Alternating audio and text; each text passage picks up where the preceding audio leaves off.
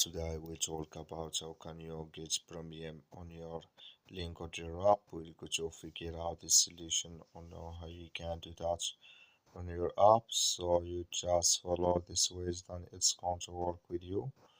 So all you have to do, so you just go down here, you click here on me down here, and you just click here on me.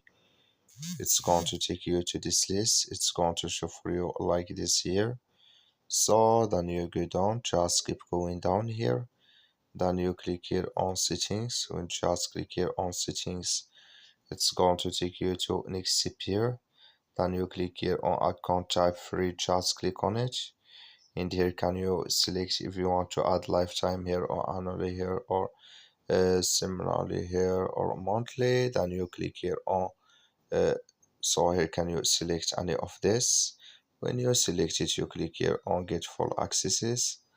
When just click on it here, it's going to show for you list like this. You add here your credit or debit card, then it's going to add with you. That's all you have to do. Thank you for watching. Don't forget to support us by liking and subscribe.